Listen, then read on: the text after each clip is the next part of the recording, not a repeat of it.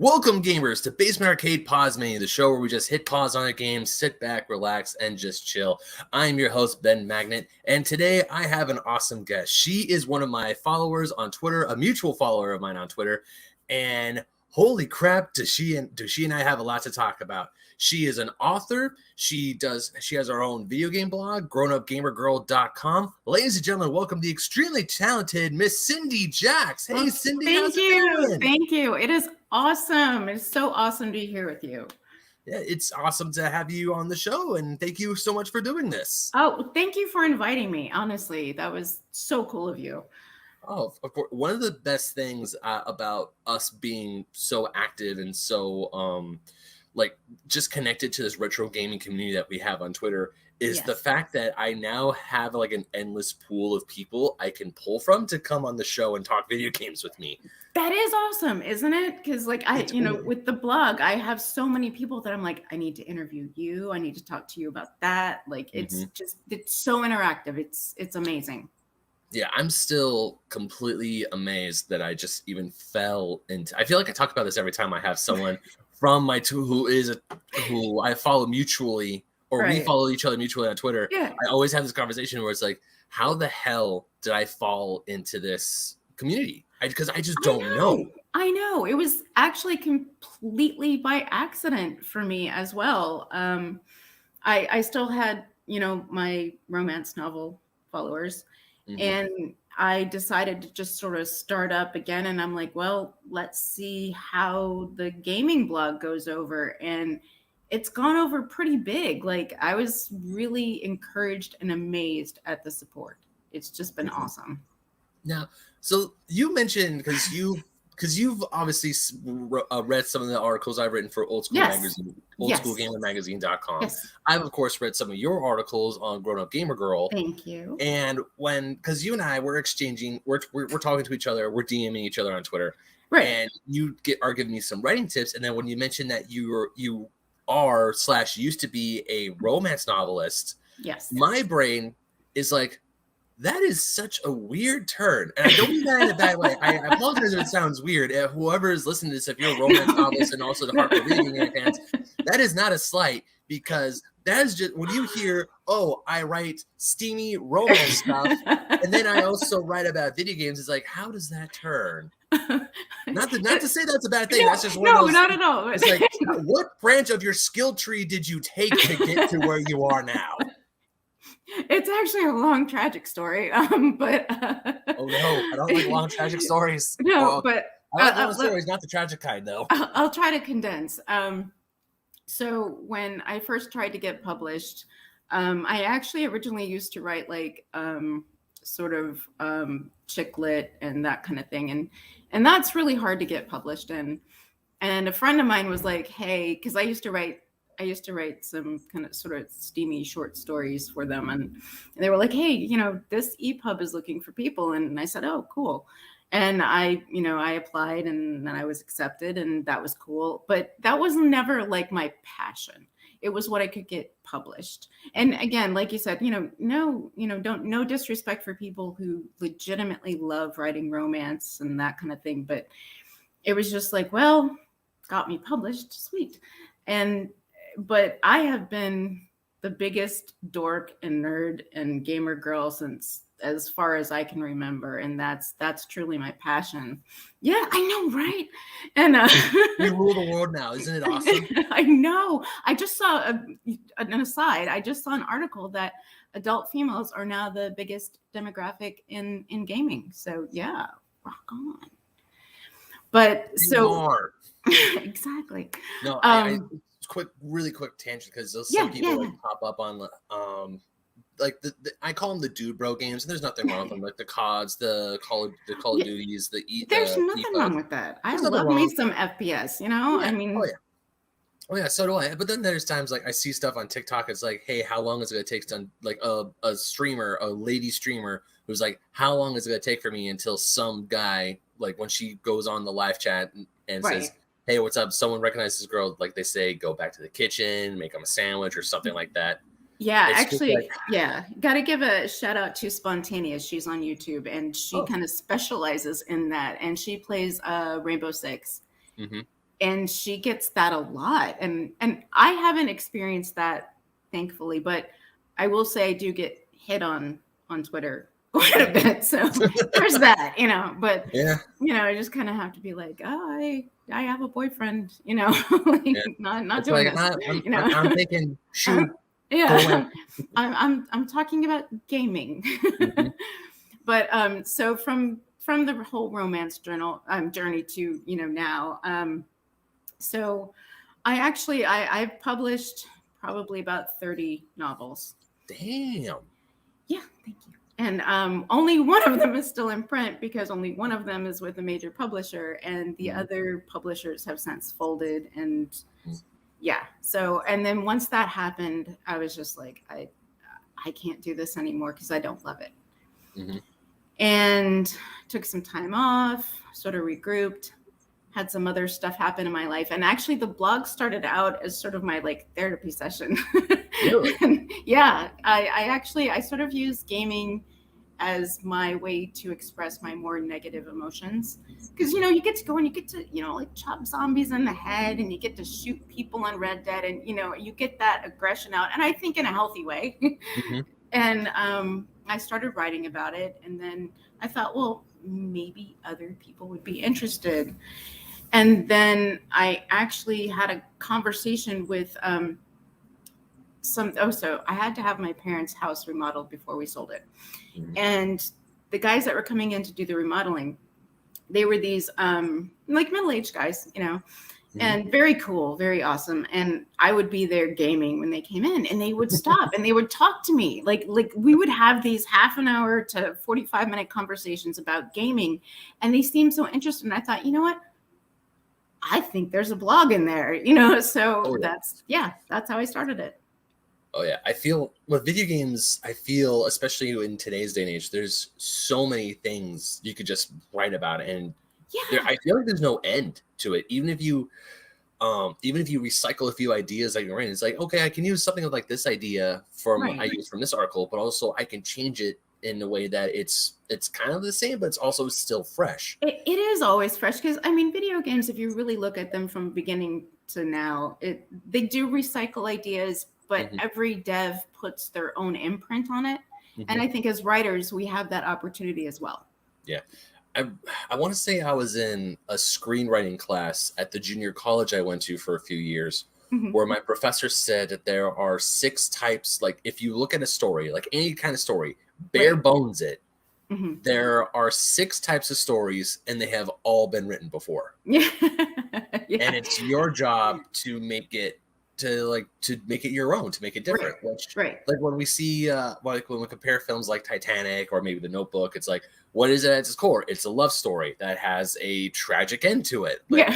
Jack, spoilers for Titanic, Jack dies at the end of Titanic. And wait, what? What? No, I'm playing. Yeah, I'm spoiling a 45-plus-year-old movie for people who one of the highest grossing films of all time. How dare you? Or like something at the end of The Notebook where it's like, maybe because I've never seen The Notebook, all I know is it has a sad ending. I actually haven't either. Oh, okay, cool. Yeah, but it's like with you on that one. But it's the same with video games. Like, here's a good example: Final Fantasy. Yeah. All the way up until Final Fantasy V, it was just a standard magical fantasy, high fantasy RPG. You have knights, you have kings, you have wizards running all over the place. And then when Final Fantasy VI, they changed up the story, and then with 7, 8, 9, 10, as the stories moved, it was still a fantasy, but they changed it a little bit. Yeah. And I think that's what's important about video games. They're not reinventing the wheel, but it's just like writers have their own voice, devs have their own voice, and you got to find that voice if you're going to make something brilliant, or at least your own, and I think that's what the games that move us the most do, is they have that voice that it's like, oh, I'm listening, and that's what I just can't get enough of video games. I have this really actually bad habit. Like I probably buy about 4 or 5 a month. It might be a bit of a habit. But they just, because the different ways that those, exactly like you said, 6 same genres, same stories are told, it's infinite. Mm-hmm. Yeah, I also have recently made some poor financial decisions with some of the games I found. But yeah, when seriously, I'm looking on Twitter one day. A guy on Twitter says, "Hey, the Best Buy limited run Shantae game variants are out today." So I go to my store. They have them. They only have one copy of each. So of course I snag them. You have to buy that. You have to buy that. Yeah, and also it's physical version, so it's like cool. I don't have to worry about something. I have the physical copy. This is great. Exactly. And then I go home and I check my credit card statement. It's like, oh, why did I do that? Oh shoot! Yeah, I know.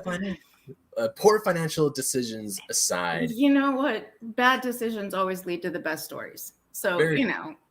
Very true. And of course, I've barely even finished the Shantae games, but I did finally beat Super Mario 64. I know. I saw that on Twitter. I was like, yes. Yeah, I finally beat that game last night. It was almost 20 plus years in the making, over 20 years in the making of me finally beating that game. And I finally did it, and man, I got some things to say. Wait, I might turn into the interviewer here. What are we saying? I said it before when I first started playing the game, and I was about 70 so stars in. I mean, if you go back to Old School Gamer magazine, you go way back. The article is called the Dated Genius of Mario 64.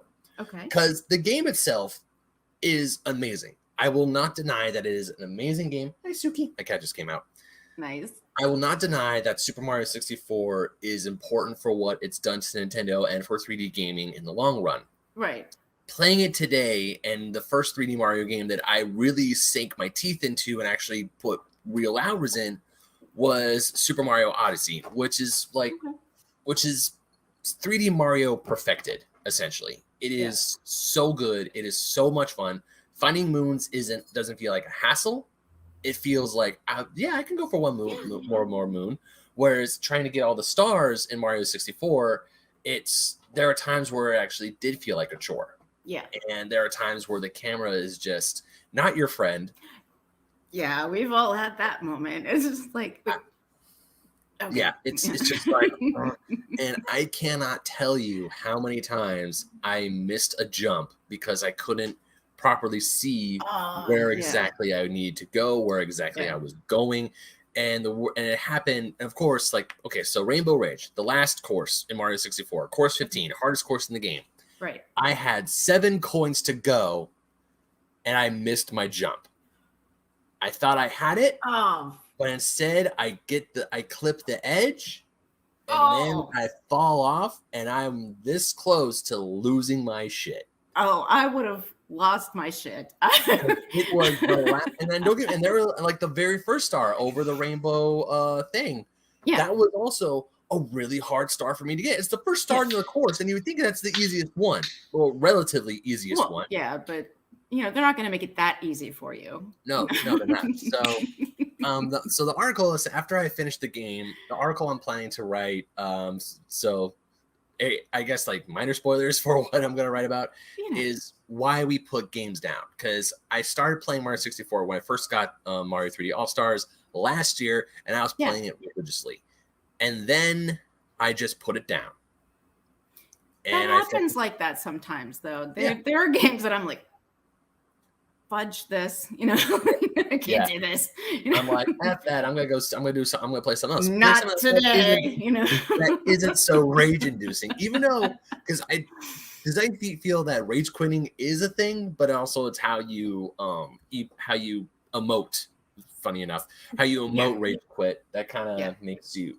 Like if you're one of those people who like slams your keyboard, because there are times where I'm like playing a game and audio listeners, and sorry, you're not gonna see this. I go, like I slam my controller, like slam it in my lap, but I still hold on to it, or I squeeze it, or maybe I just like slump it down. I've dropped it a few times in defeat, but luckily it's very close to the floor, so no damage happens. Yeah, I might not be as classy. Because pro controllers are expensive, but it's not because they are. Yeah, Yeah, but also I feel like when I air quotes rage quit, it's not. I'm 9 times out of 10 I go back at it. I'm like, all right, I'm gonna do this again. Like myself and my girlfriend, we're trying to beat Champions Road in Super Mario 3D World. Oh, okay. Yeah, that is a hard course, and we get to it, we get close, and there are times both of us die from a bad jump, or I messed up, she messes up, and it's just. All right, just one more go. Just one more go. Yeah, I know. And you can spend the whole night with just one more go. Like, you're suddenly like, it's 6 a.m. Crap. You know. I will neither confirm or deny. No, I'm like kidding. Of course, I'll confirm. Like when Kingdom Hearts 3 first came out, I was at work. I came home and I made sure I beat the first. I beat Olympus Coliseum or Olympus before I went to bed, and the sun did come up. Yeah. Oh, so totally been there. When I was playing Sekiro, Shadows Die Twice, which is not an appropriate title for me. Like Shadows die a million freaking times. And there were so many times. And like I said, I'm not quite as classy as you. I might have actually thrown the controller a few times. And like I would go to bed at probably 6, 7, sometimes 8 a.m. frustrated as all hell. But when I woke up in the afternoon, I'm like, all right, we're going to do this. We're going to freaking do this today, right now. It's happening. And I eventually, I will be honest, I didn't beat the game. I got to a point where I was like, I need a rest. I'm going to do something else because I'm not happy. You know, when I game, I want to be happy. But yeah, I did get a blog post out of that though. It's called Romancing the Football because I felt like a monkey trying to romance a football while I was playing it. I'm like, I'm not this bad a gamer. I know I'm not the greatest gamer, but I'm not this bad. But yeah, it was so frustrating, and there were so many times that I just stayed up way too late. Like, one more time, I can do this. I got this, you know. So speaking of your blog, so one thing, so I write, so for, like I said before, Old School Gamer Magazine focuses on retro video games. They focus on the older stuff, which is totally fine. And there are ways that I am able to talk about newer stuff because it reminds me of the older stuff. Or it does pertain to older stuff, i.e. my review of Panzer Paladin last year, because that's an 8-bit style platformer that came out in the year 2020. But there have been times, and I feel every single writer goes through this, either you're a blog writer, you're a fiction writer, like the both of us are, like anything, or like any type of writer, the dreaded phrase, writer's block, is where you just can't think of an idea. Do you have how do you deal with writer's block? Because I deal with it in sometimes where I just sometimes I sit down and just force myself to write something, and then it evolves into something really good. Or sometimes inspiration just smacks me in front of the face. And I'm like, I can do something with that. Like, how do you deal with it? So, in terms of like writing a novel, that is a marathon. And so if I ever hit a wall where I was like, I don't know where to go with this, I don't know what to do with this, I was always fortunate enough to have other writer friends where I was like, okay, this is where I am, and this is where I need to go. I know that, but I can't get there. I can't connect the dots. And I would brainstorm with them. With the gamer blog, I'm kind of like Dory. I just keep swimming. Like I just keep playing until I'm finally like, oh, that. Or, you know, recently with my boyfriend, who's also a gamer, like we'll get online and we'll start gaming, and he'll start throwing out ideas and I'll start throwing out ideas. And I really think like some of the best ideas come from collaboration. So there's like that whole Hemingway staring down the bull thing. I don't think writers are supposed to be lonely. I think writers are supposed to be a community. And, you know, that's the way. But the times that I've had writer's block when I'm alone, like you said, like I'll just sit down and be like, all right, 2,000 words, Cindy, 2,000 words. You can do 2,000 words, good or bad, you know, to heck with it. And sometimes, like you said, inspiration strikes, and other times I'm like, all right, 2,000. I'm going to go game, you know? But you just got to keep writing. That's like the thing. You know, good or bad, just keep writing. I myself, I will easily say it's like I'm trying to write a thing for OSG, and then I just sit down and I go, I got something here. Hold on, let me take a break. And that break is me going to play games on my Switch or my PS4 or anything. And next thing I know, like 5 hours go by, and I'm like, oh yeah, I was supposed to finish writing that thing. Oops. So totally done that as well. The nice thing about having my own blog is that, you know, I'm sort of my own taskmaster. So if I don't get it done today, I'll get it done tomorrow. But there is also that, you know, okay, so you set the schedule, you have to stick to that schedule. If there's no deadline, who keeps it, you know, who keeps you to it? And that has to be me. So that has its own challenges. It's like that own personal, because luckily with OSG, they kind of let us bloggers just like free reign. Oh, that's cool. That is very so, cool. I mean, when I first joined when I joined like a year and a half ago, they said that we try to do like at least one article a week, or nice. 2 weeks, because there have been times where I've missed, like I've gone like 3 weeks without posting anything. Yeah. And I mean, it's not for lack of like trying, because there have been things that were like either I don't have any ideas, or just life itself decides to pop its ugly head and just screw with me. Yep. And I have to deal with it. But then there are times where it's like, hey, I actually got some good stuff out this. It's like, cool, I got a thing up 1 week, I got a thing up another week, and then maybe I'll wait a week and a half. I mean, with that, it's nice, but also for me, I feel that it's a nice little thing in the back of my head saying like, hey, don't forget, you have this article you have to do this thing. Yeah. And that kind of motivates me to write as well. Yeah. So I don't want to call it the homework mentality. But it kind of is, you know, like I have reminders set on my phone. WordPress nags me. And I actually like, and I think you'll understand this as a writer, like you just have this need to write. And, you know, even if it's maybe not on topic, you can kind of guide it back to the topic. And that's one of the cool things about being a writer. Like, I think I switched to you in narrator mode on one of my tweets, but that happens sometimes. Like my head will be like, you know, and then she picked up the dish and set it in the sink. And I'm like, no, we're not narrating. We're doing dishes, you know? But yeah, like I think as a writer, we sort of see the world differently, and we find inspiration in places that maybe ordinary people don't, or maybe we're just a little crazy. I don't know, but I definitely do some weird narrating stuff when I'm like doing menial tasks, or just like doing chores, or doing the dishes. Like I'm cleaning the dishes and I'm like visualizing a trailer for a Gundam movie or something, or just like a conversation between this war-torn city. Where it's like, we need to strike now because then we can end the war. It's like, you are insane. If we strike now, our forces will be lost. No arrogance will be the death of us, and I will not have it. We're trying to clean the dried Cheerios off the dishes. You know, I'm just here, just like scrubbing away at the dishes that my girlfriend, my roommate, used to cook dinner that night. I'm just like, it's like, oh yeah, that's a we're at war. I'm at war with doing menial tasks. Well, yeah, there's always that. I am always down to procrastinate.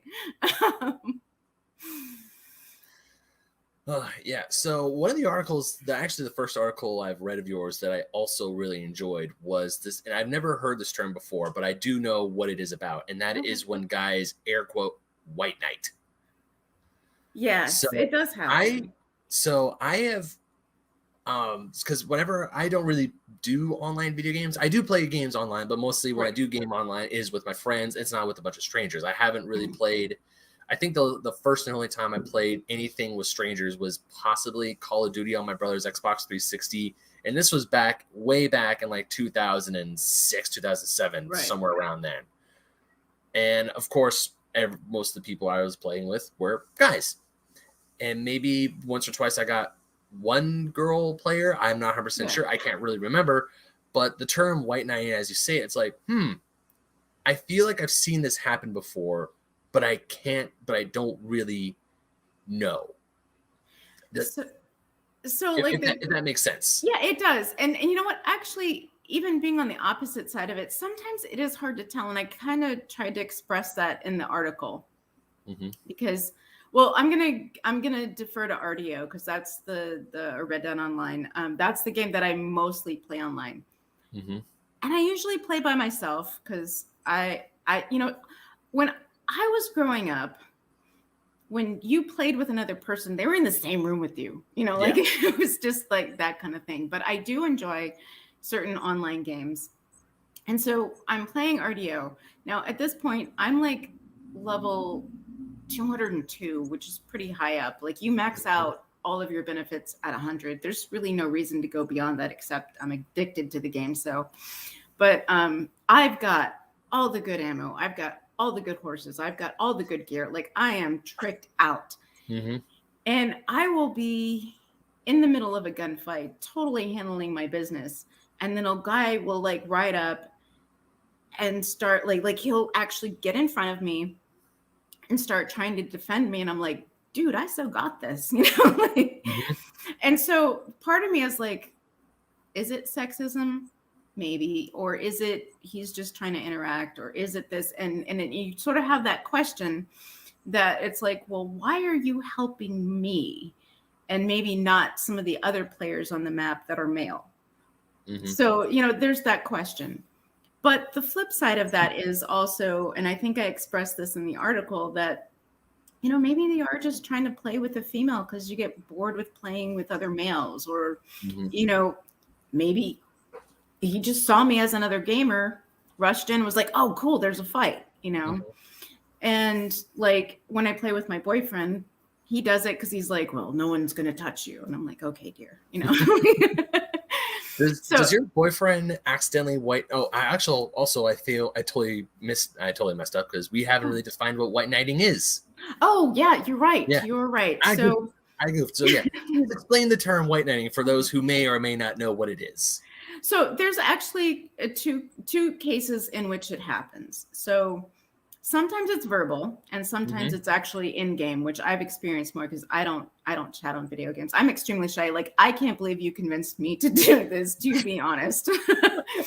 Like I do not chat in game on video games. I just don't. But so in terms of what I was expressing, a female will be engaging in a fight and another player, whether he's a higher level or not, will rush in and be like, oh, I got this. I'm going to back you up. I'm going to help you. And you don't need help. And that can be annoying.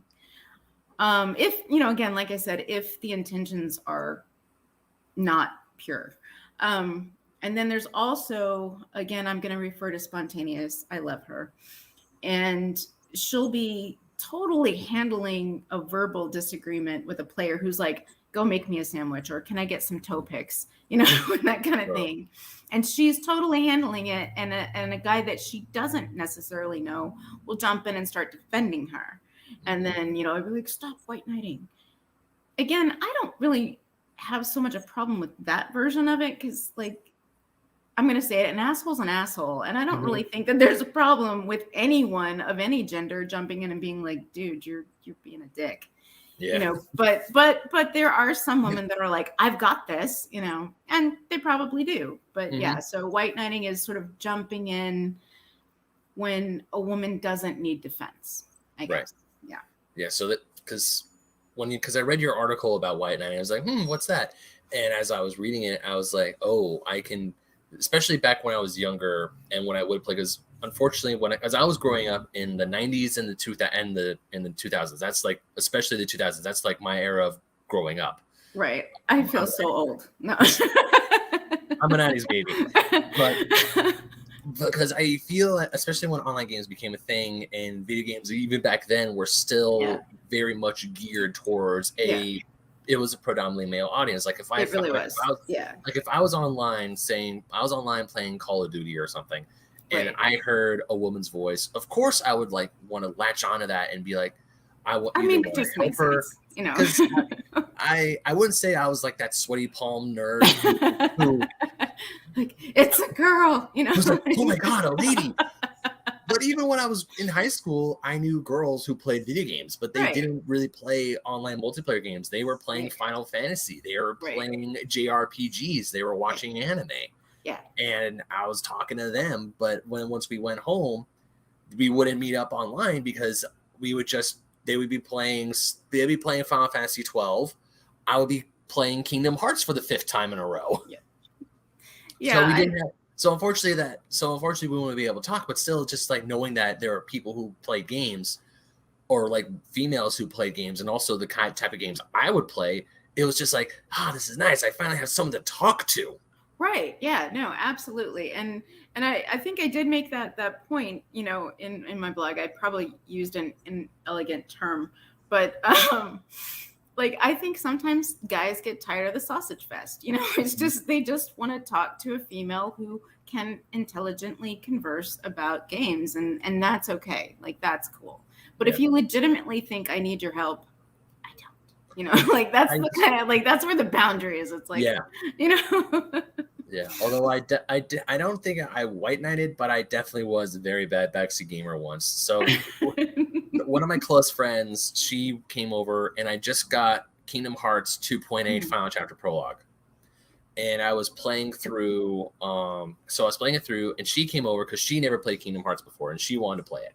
Right. So that's the one I had. I didn't have 1.5, 2.5. That hasn't come out yet. For the combo for the PS4 hasn't come out yet. So I let her play. And I'm trying to tell her how to play the game while she's playing the game. And she's like, stop telling me what to do. I was like, but this is not it. Make the boss easier. I'm just trying to help. Yeah. Yeah. And so I should just kept quiet and just like helped her, like, hey, go that direction. Right. Yeah. But like, again, like I said, I think it's where the impetus comes from, and you were just trying to help. So that's, but it's funny because so on RDO, I am a vastly higher level than my boyfriend. So what I do to him, he calls white queening. And I'll come in, with the Springfield rifle and the explosive ammo, and I'm like, I got you, babe, And it's 2021. We can admit that white queening happens. And then when we play on Elder Scrolls Online, he was a higher level, but I get a little competitive, and I caught up. Okay. It was like, you got to go to work. I don't. Do you? So, you and your boyfriend, do you guys play co-op games together? Because I assume you live in different houses, so you have to play online. Do you like play co-op games whenever you can, like on the couch co-op? You do? Well, yeah. So we actually live in totally different states. And it's kind of an interesting story. I don't know if we want to go into it, but yeah. So I am in Kansas right now visiting him. He came to visit me in West Virginia about a month ago. Country road, take me home. I'm sorry. No, it's okay. That is everywhere in West Virginia. Well, I'm not even from West Virginia, but when did that song come out? When was it written? John Denver. I want to say it was in the 70s. I do. Yeah, want to I was say assuming that was in the 70s too. Yeah. But I feel like that song just blew up. I want to say it was Kingsman 2: The Golden Circle when Merlin sang that song right before. Spoilers for the Kingsman movie. So if you don't want to listen, just like skip ahead for a few seconds. When Merlin dies, which is very, very sad. It is. And they sing Country Road, and I feel that song. No, they even put it in Alien Covenant. That came out years prior. Yeah, it's. Oh my gosh. Well, it blew up because West Virginia has now adopted that as their anthem. Makes sense. And I was on hold with the DMV for an hour listening to that song on repeat. And I'm like, I do like this song, but I'm going to shoot myself if someone doesn't pick up the phone, please. So it was just constantly Country Roads. It was on a loop. It was on a loop. Yeah. If you call DMV, in West Virginia, that is all you will hear. Oh no. I know. Had I known that, I might not have bought the house in West Virginia. I'm just saying. I live out in Southern California, and I'm just glad that constantly, because I mean, for my experience with the DMV, I just go to the DMV. I'm thinking like, if I'm on hold with these bastards, I'm never gonna work with them ever again.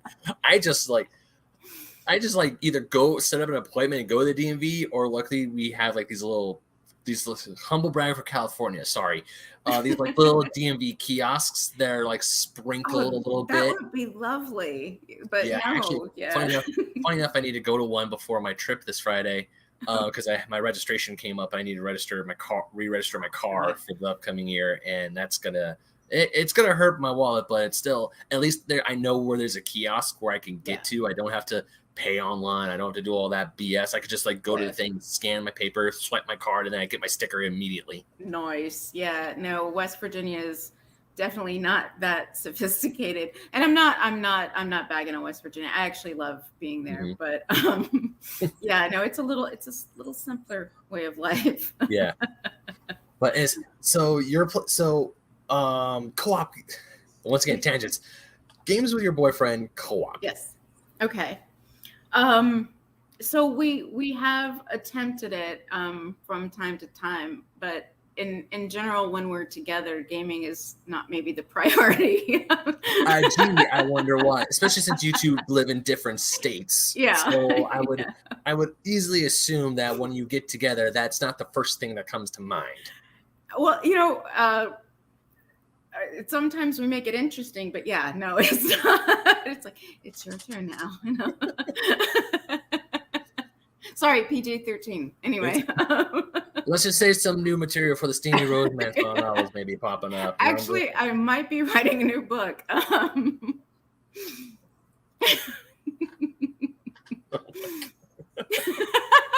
got you. Yes. No. Yep. Okay. And it was continue. But no. Actually, we play games together as often as we can. Mm-hmm. Sometimes we parallel play, sometimes we co-op play, and if absolutely necessary, we play online. And that's one of the cool ways that we get to connect, because he's also an author, but he writes vastly different material than I do, or did, or maybe do again. I don't know. Yeah, it was one of the ways that we got to know each other. And so, yeah, it's been this really interesting journey that, if I'm honest, actually started on Twitter. Yeah, I'm that person. No. No, I met my girlfriend through a dating app, and we've been together for over 7 years. So awesome. Yeah, that gives me hope. No. Hey, weird things have happened. Yeah, well, that's the thing we keep talking about. We're like, what are the freaking odds? Like, I got on Twitter to promote myself professionally, and that's how it started out. But, stuff happens. Mm-hmm. But yeah, so we do game a lot together, and he's an avid gamer. He's like old school, World of Warcraft. Ooh. Kind of, yeah, He's all about the sort of PC and online gaming, and I'm stuck on my console. I like my PS4. I would like a PS5, but trust me, you're not the only. I would love a PS5 as well, but God, I know. Well, really, it's not just the fact. It's not that I can't find one. It's more that my bank account says no. I'm not paying a scalper. I'm sorry. I'm not doing it. I'm going to wait until I can buy one in an appropriate and legal setting. It's just. Yeah. Well, also, when I finally get my PS5, I'm not just going to get the PS5 because I'm going to drop some money. I'm pretty sure when I do get it, I'm probably going to drop maybe $800 to maybe $1,000 on the whole thing. Yeah. And it's not just because I don't want just the console itself and one game, because it's going to be the console, a few games, right? A headset, a camera, because I'm also trying to get into streaming more, because I can stream through my PS4 right now, right? But unfortunately I don't have a camera set up, so you can't see me. So if you do follow me on Twitch, So if any says like, hey, I didn't know Ben has a Twitch. I have a Twitch.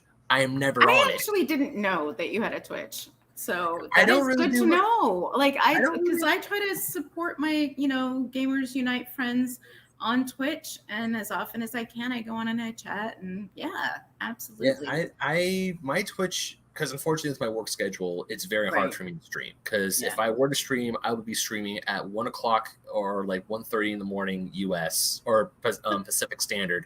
I mean, yes, because a lot of my followers or a lot of people whom I do follow who follow me back, they're either in Australia or they're in Europe. I've found a lot of support from those communities as well. And I'm going to give a little shout out to @Colonel Falcon.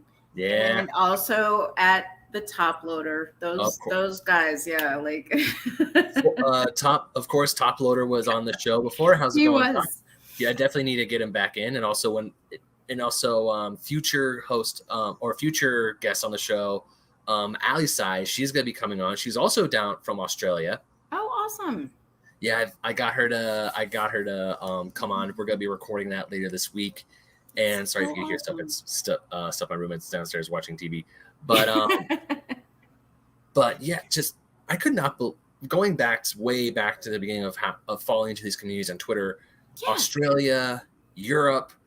I mean, obviously, I know they have these games. I'm a bit of a retro video game buff. I love learning about history of video games. That's one of the books I'm trying to write is about. I know. I remember you telling me about it. It sounds so freaking cool. Like, thank you. Because I actually had an original Atari. Like I played, Super Nintendo. Like it's been a really interesting journey, and it's awesome of you to chronicle that. Yeah, but just like going into these, because obviously I know the world has gotten these consoles. It's not just strictly Japan, United States. But seeing how, like, I love how just like looking into the history and seeing the differences. Shout out to author Mike Diver. He was one of my first international guests I've ever had on the show. Oh, cool. He wrote a book called Retro Gaming, a Byte spelled BYTE, Size History of Video Games.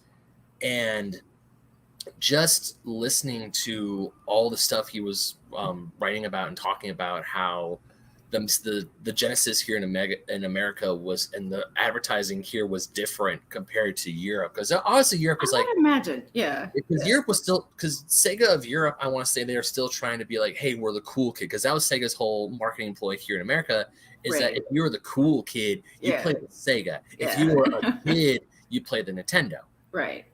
I mean, I'm obviously it's still somewhat kind of like that in a way. I still have. It's his fault. As I'm pointing to my audio listeners, if you're wondering, I'm pointing to my Sonic the Hedgehog 2 GameStop photo that I have, because it's not, because if you listen to this show, if you listen to Fake Nerd podcast, my main podcast, you all know Sonic he's on my shirt, for crying out loud. Yeah. Well, and you wrote, when a boy met a hedgehog. Yeah. Right? Is that, I got the title right? When a boy met a hedgehog. Yes. That was for that article is for Sonic's 30th anniversary. That's essentially how I got into Sonic the Hedgehog, because I got into Sonic because I was a year old when I was less than a year old when his game officially came to the Genesis. But somehow, some way, I must have saw a commercial somewhere, and I latched on to Sonic, and I've never let go. And it's his fault. Yeah, I can trace it. That was the Flashpoint event that got me into video games, that got me into JRPGs, that got me into. It's all because of him. Yeah. Well, that's okay. That is okay. I actually, mine is a much older reference. But so back in, I'm going to date myself, 79, my dad brought home Pong. Like an at-home Pong console? Yes. Oh, that's nice. And my brother and I were hooked. Like, my mom was like, go outside. And I'm like, we're playing Pong, and that, and it's a stupid dot just bouncing across the TV screen. We could have gone outside to play tennis, but no, we were just fascinated that we could actually, and it had the little turn wheel paddle and everything. Like, it was so cool, and we thought we were so awesome. But yeah, like that started it for me. And I was like, I like sitting in air conditioning and playing these games, Yeah, don't get me wrong. Me growing up. Okay, so YouTube listeners and audio listeners, if you notice a weird cut, technical things. So the way we stream, so not to like totally peek back the curtain, is that when we use this website StreamYard to record our YouTube videos and also our our interviews and stuff remotely. Essentially, this is the site we use for all our quarantine casts. Apparently, one of my other co-hosts had another stream scheduled, and he was wondering if he can like pop in and if we can like use, because we use the same, it's like for us, it's a universal password sort of thing. Yeah. So it's linked to his thing, and then we're able to go into his thing. So it's one of those. So yeah. So if you notice a weird cut, that's why. Yeah. No one's fault. It just happened. Nope, no one's fault. Yeah, exactly. It was so nice to meet Brandon. So it's he has something scheduled. I had something scheduled. We're like, maybe we can do it, and it's like, no, we gotta. No. So the thing to talk about for future. So, anyways, you were talking about bringing home Pong. Yes. My dad brought it home. It was state of the art back then, and my brother and I were fascinated with it, and again, just that little white ball bouncing across the screen, but you could play. Yeah, it was not sophisticated thinking back, but back then it was, and and like I said, I got to play a game indoors in air conditioning, which is always my friend. So I was absolutely like, I am all about this. And then we got an Atari, and you got Frogger, Pac-Man, Donkey Kong. Like it was over, game over. I was like, I love this. Yeah, well, that's cool because I love looking back at that era of video games. So one of the eras of video games that I am very interested in, you can make 100 books about it, and I would just love to sit down and read all of it in one go, is what happened prior and during the crash of 1983. I know 1983 with a lot of gamers, it's just like this big guillotine hanging over the head. It's like, oh no, because essentially that's when the American video game market almost died. Yeah. You got a bunch of very poorly made games. You got a bunch of systems out during that time, and people didn't know which game worked for what. It's not like today or even in the 80s where if you walk into a store, you knew what game the system was. Or maybe not with the NES, because early NES titles are still kind of hard. They say Nintendo Entertainment System, but it's still small. It's not like, say, the PlayStations or the Super NES or the Genesis, where it brazenly says what console the game is for. Right. Yeah, no, I mean, like, I think video games back then were just sort of the wild, wild west, and you just had so many options. None of them were compatible. What's cool about today is that, you can play most of the titles on most of the consoles. Like, yes, I know Nintendo has their own niche, and, Sony Entertainment has God of War 2 that you're not going to be able to play on an Xbox, but God of War is amazing, by the way. If you have a PS4, highly that was like my game of the last console. We did if the listeners, if you want to go back a few months, myself, Brandon, Sparks, and Ryan, we did an episode where the main topic was we talked about the previous generation of video games because the PS5 was coming out, the Xbox Series X was coming out, so we talked about the previous generation. And like the highs, the lows, and all the good stuff. And my game of the generation was God of War. Was it? Yeah, I loved that game. I'm gonna shame admit something.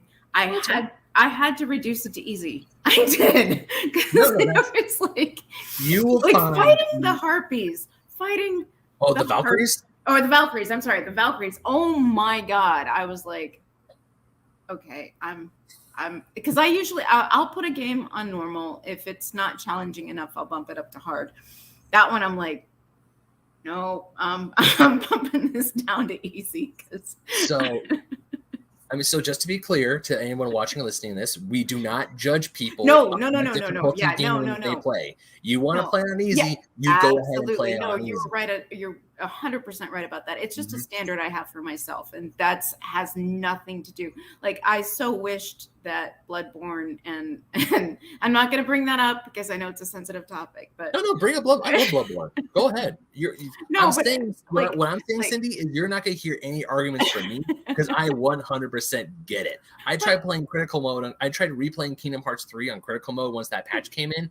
I don't want to do it. I already beat the game. I played it. I love it, and I'm not gonna go through. I'm not gonna put myself through that. I'm like, I don't need to prove myself to anyone. Exactly. I enjoyed the story. I played it. I'm done. I'm done. And that was a choice that I made on God of War 2. Like you said, I don't have anything to prove to anybody. I'm not trying to be a competitive gamer. I'm not that person. In fact, sometimes I consider myself barely average, and that's fine. And I guess that's the point that I'm making. The only reason I said I shame admit it is because usually I can cope with normal.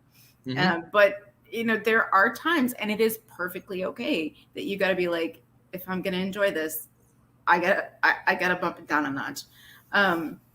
Yeah, like I know there's a big controversy, like that there are no difficulty levels for, I think, Bloodborne, Sekiro, and other the From Software games. Yeah, exactly. Dark Souls, Bloodborne, and Sekiro, they're From Soft games. Yeah, and you're right. There is no air quotes difficulty setting because those games are hard. I've played and beaten both Dark Souls 3 and Bloodborne, but as some people may or may, luckily I've not had this conversation on Twitter. I've not had anyone attack me for this, thank God. But I did play those games co-op with my brother. Yeah. Those are Dark Souls 3 and Bloodborne are his favorite games. Yeah. And he essentially gifted me those games because he wanted me to enjoy them and play them. And now I absolutely love those games. One of the reasons why they're great games. They are. One of the reasons why I cannot wait to get a PS5 is because he has a PS5 and Demon Souls, and you can co-op Demon Souls. Right. That's what I want to do. You're gonna co-op it. I'm gonna co-op Demon Souls because co-oping those games, I feel is so much more fun. Even though I have to go through like certain levels twice because we go through on his side and then we go through on my side. Right. But the way we play them is that he helps me like navigate through the areas, like, oh yeah, I already did this. This is how you find it, and we go through the motions together. Yeah, and I see it more as a bonding experience because honestly, my brother and I, we played games when we were growing up, but then there was a moment in time, specifically puberty, that age when we were getting hit, that video games were more of he was more of like the dude bros. Like he only played the popular games, the ones that everyone knew about, like the FPSs, the GTAs. Right. Whereas when I was trying to play the Final Fantasies and the Kingdom Hearts, I was kind of like looked down on. I was like, oh, you like those games? No, oh no, it was that's a whole other topic. You should not be shamed for whatever game you want to play. I mean, of course, we were growing up. We didn't know better, and this was still right. Like, unfortunately, I love Final Fantasy. Yeah. I can't say I have always loved Final Fantasy because growing up, there was a time where I looked at something like Final Fantasy and said, "Oh, those games suck. They're boring because it's turn-based." Yeah. And yet, in the same breath, I'm playing Pokemon, which is almost the exact same battle setup. It's a turn-based RPG, but it's the popular one, and everyone loves it. Right. Well, I think we all kind of fall into that trap where you sort of get sucked into what's popular as opposed to what you actually like, And I mean, that even happened back in the 80s. Like I will admit that I wasn't necessarily like a Donkey Kong fan.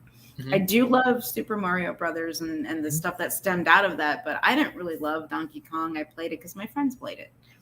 I actually my jam on Atari was Defender. I would stay up all night to flip, because you could flip the points counter at one point in video game history. Like you went back to zero, and there was a certain, and there was no capture, there was no streaming. You just sort of had to be like, I totally did it, but there was a certain amount of bragging rights for that. But yeah, like nobody played Defender. I was the only one that with my little spaceship and my joystick, but yeah, so I think there's always that sort of pressure as a gamer to play what's popular versus what you actually like, it kind of, especially because you're modern and you're also a retro gamer, correct? Yes. I feel that's also the same with a bunch of amazing retro titles, like going back to very earlier in the episode with Mario 64. Yeah. Because I never played Mario 64. I had an N64 when I was a kid. Unfortunately, that's gone. I've told that story a million times. I'm not going to go into it again. But I didn't want an N64 to play Mario. I wanted an N64 to play Pokemon Stadium. I wanted an N64 to play Mario Kart. So I mean, Yeah, so of course, like when years later, and I'm talking to my friends, and they're like, "Oh yeah, just like Mario 64." And when I say the words, "Oh yeah," when I used to say the words, "Oh yeah, I never played Mario 64," almost every time without fail, full stop, my friends glaring at me, and they're like, "What do you mean you never played Mario 64?" I'm like, "I never played it." It's like, "Ben, you had an N64." I was like, "Yeah, but I didn't have Mario. I had Mario Kart. I had Smash Bros." And they were just like, "But Ben, that's like one of the best games ever." I was like, "I know. I'm sorry. My priorities My were on Pocket. apologies. My priorities were on other games for the systems. Yeah. Guys, give me a break." Yeah. So now I'm playing it, and I mean, yes, it's an amazing game. Did I have a good time? Yes. Did I always have a good time? No. Because it's one of those things. It's like yes, everyone else loves this game, and I do feel that there's like me criticizing it, even though I've only played it the one time, and it's years after the hype and Yeah. the, like the emotional high of it all. I feel like if I were to criticize it, like hardcore criticize it, people would come after me for it. Oh yeah, yeah, But yeah. then No. and then of course other people who maybe will take the nostalgia goggles off, like who did replay it after they played it for over 20 some years. They're like, "Oh yeah, maybe this isn't as good as I remember." Because I understand if it's your favorite game, if Mario 64 was the game that got you into video gaming, that is awesome. Right. I'm not, when I do criticize the game, because I am going to criticize it quite a bit. I criticized it before. I'll do it again in my article. But I hope that with my criticisms, it doesn't take away of people's enjoyment of this game. Because I know there's games that I absolutely love that I grew up with. That if I were to go back to, they won't hold up. Yeah. No, I actually had a somewhat modern version of that. So one summer I played Batman Arkham Knight with my son. Okay. Loved that game. Like I practically, well, you don't platinum in Xbox. I can't remember what, but you get the achievements and just practically had every freaking achievement in that game. Loved it. So I was sort of I call it a game hole, where I'm like, I have nothing new to play. I don't want to play anything I have. But, so I was like, well, let me go ahead and get it for the PS4. And I got it for the PS4 and I started playing it again. I'm like, I don't remember it being this crappy. Just like, and it's a great game, don't get me wrong. But it was just like, I was like, I remember loving it. But I think kind of like you were talking about with your brother, I think it was the camaraderie with my son that made it great. And I remembered it that way. And then I went back to play it alone and I'm like, not enjoying it as much the second time, So I think that happens. It absolutely happens. If you're jonesing for some more really good Batman games, I highly recommend Batman Return to Arkham. It's an HD version, or it's like a remastered version, even though they came out on the PS3 a generation prior.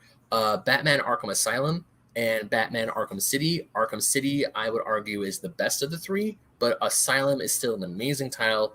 Like Arkham Knight, you have Kevin Conroy as Batman and Mark Hamill as the Joker, which you can never go wrong. No. I mean, I have played the three original or the Arkham games, but I don't know. Like I said, I think that one just had it's not the best of the titles, but that one had a special place in my heart because I played it with my son. We played it like all summer and it was awesome. And I remember it as being awesome. And then I went back and played it and I'm like, maybe not so much, And so I think, but that's the other thing I try to explore in my blog is that emotion in gaming, because there is a lot of emotion in gaming. And I don't think that non-gamers understand that so much. Right.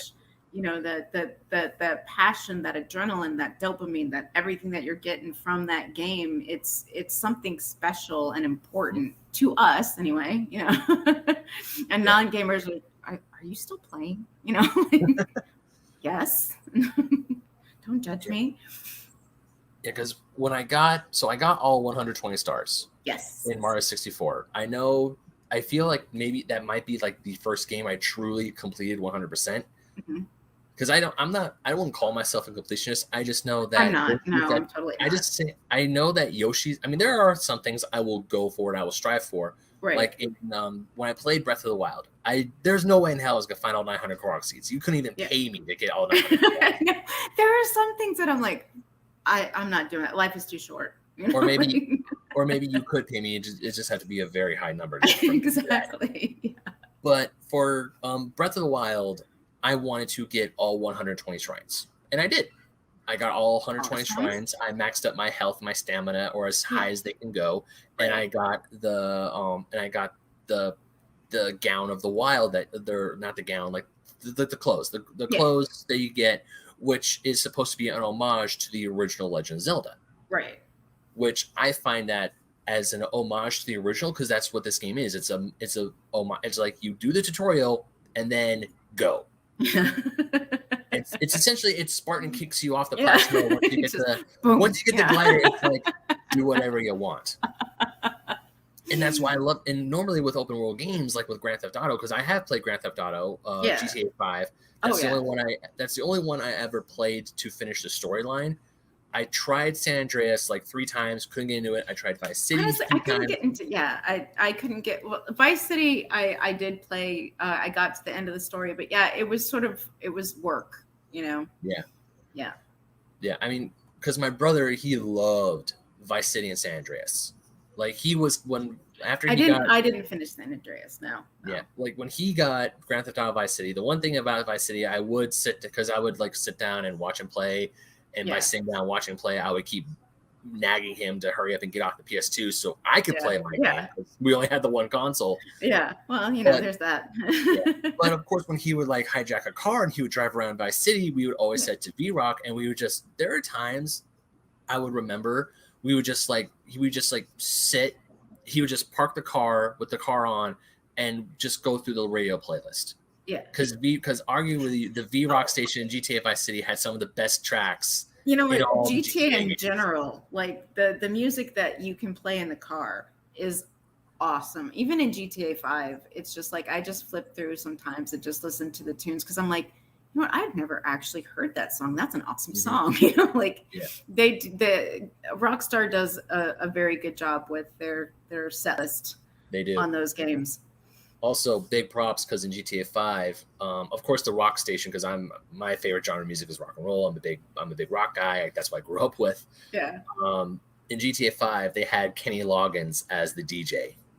Oh, I did not know that, but that is awesome. They had Kenny Loggins as the DJ. I'm like, oh, that is rad. Yeah, the attention to detail that Rockstar pays. Like you can say whatever you want to about Rockstar, but they do have this attention to detail that I think that's what makes them a little bit special. They do also like to give their fans the finger sometimes, but let's see. The PlayStation 2 had 3 Grand Theft Autos. Yeah, Grand Theft Auto 3, Vice City, and San Andreas, whereas whereas Grand Theft Auto 5 has 3 PlayStations, the 3, the 4, and the 5. Exactly. Yeah. And I love GTA 5. Don't get me wrong. I've played that game through twice now. Once on the Xbox, once on the PS4. I tried the online version, wasn't a fan, but it's and even with Red Dead, don't get me started on the Blood Money update. I wanted so much to like it, but they just sort of give you that here's your drip feed for the next 3 months, and it's just like it wasn't all that. And so sometimes I feel like Rockstar doesn't love us as much as we love them, but they do have this just incredible attention to detail that's what sucks you in. Yeah, I remember when my brother got Red Dead Redemption, the first one. Mm-hmm. We were taking turns. Like I would watch him do a few missions, then he would give me the controller. I would do the same missions he did. But unfortunately, I never actually completed the game. And when Red Dead Redemption 2 was coming out, I was excited, but I didn't get it. Now, it's weird because Rockstar games, especially with like Red Dead Redemption, I think Red Dead Redemption is a kick-ass idea. You're a cowboy at the turn of the century where the Old West is dying, and you are clinging on to a bygone age. On our main podcast, we just read a book by Ed Brubaker called Pulp, which is really good, which is about a cowboy in the 1930s who's old, who lived through all of this stuff.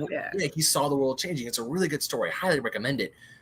But just playing that game is like, man, this is awesome. But once again, it's one of those things where I put the controller down and then I picked a different game I got sucked into that game, and then Red Dead just got wafted by the wayside. Yeah. I've totally done that with other games, and I think with Red Dead Redemption 2, what sucked me in the most about that was that it was the prequel.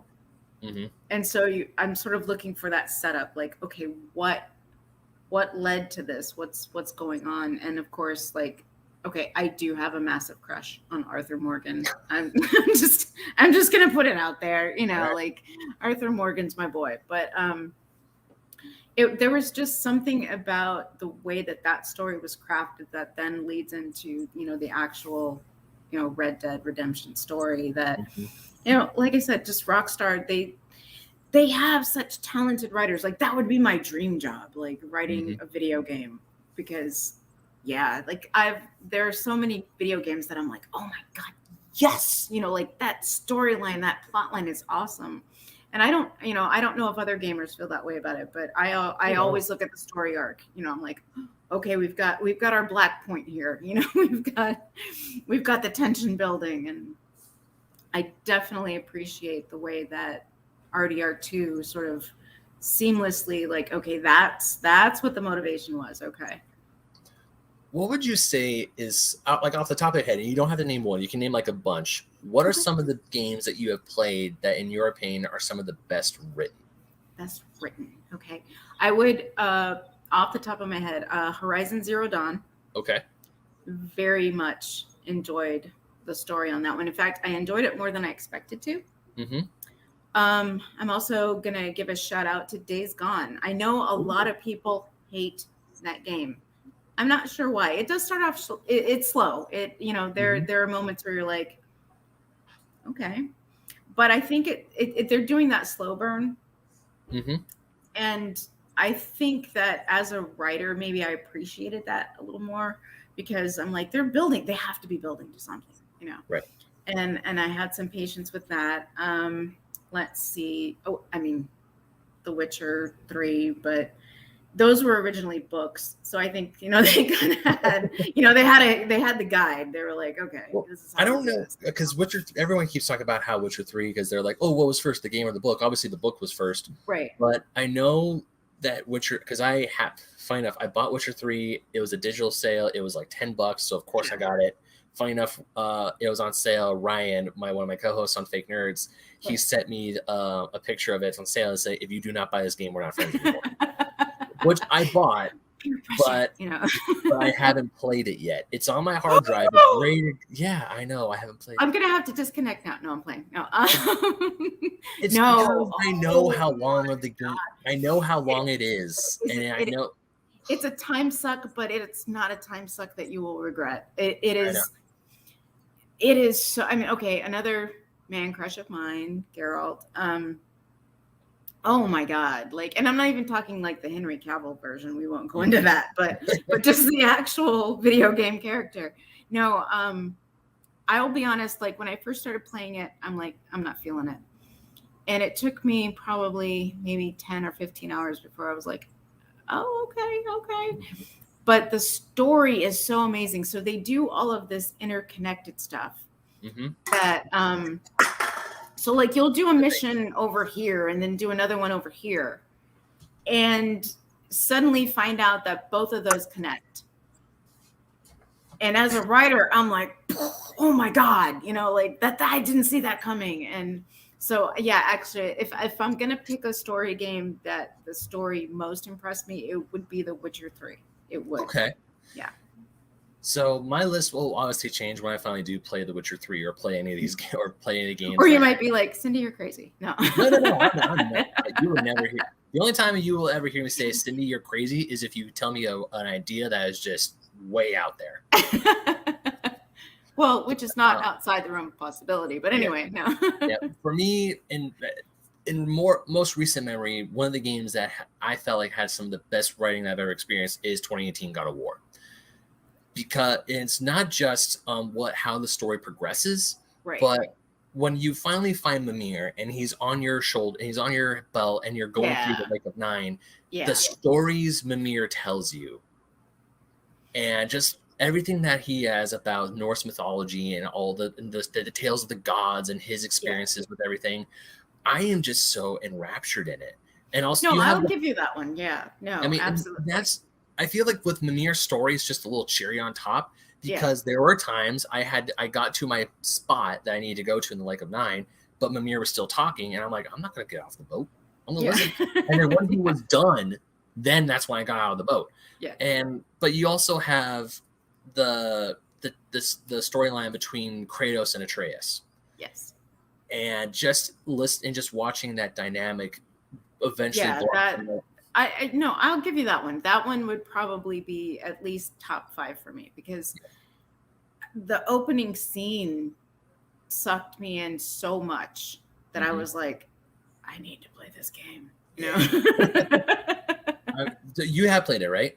I have, yes. Okay, yeah. So, anyways, spoilers for God of War 2018. If you haven't played it yet, just skip ahead. One of my favorite scenes is when Kratos gets the Blades of Chaos. When he goes back to his house, you see the ghost of Athena. Yeah. And then he takes the sword, he takes the blades out, and I'm like, oh my God. It was easy. I feel, because I was trying to solve a puzzle and I couldn't really solve it. So I went to YouTube to get some help. And then I'm like, okay, so that's how you do it. But then I saw like the swords on his, because like, how do I kill this bramble? And I'm like, oh crap, I just spoiled him with the Blades of Chaos. I mean, I knew you get them, but how you got them? Right. It was not spoiled. That part wasn't spoiled for me by my own ignorance of trying to look ahead and see, how do I get this treasure chest that I really want to get? Right. The way Kratos got the Blades of Chaos, and the line of what Athena goes, "You will always be a monster," and Kratos go, "Yes." I know, his voice was is amazing. Like Christopher, I'm pretty sure it's Christopher Judge. If it's not Christopher Judge, Christopher Judge. But he goes, "But I'm your monster." No. I'm just like, yeah. Oh, speaking of which, you owe me a Barbosa imitation. I start believing in ghost stories, Miss James. You're in one. Nice. Quick callback. When Cindy and I were DMing each other and talking about coming on the show, I told her I used to do a good Barbosa impression from Pirates of the Caribbean back in the day. But you did a Skeletor that was awfully freaking impressive. Yes. Yes, Skeletor. I will get you, He-Man. I don't want to feel good. I want to feel evil. I haven't seen the new He-Man show. I haven't seen Masters of the Universe Revelation yet. I haven't either. I haven't. Go ahead.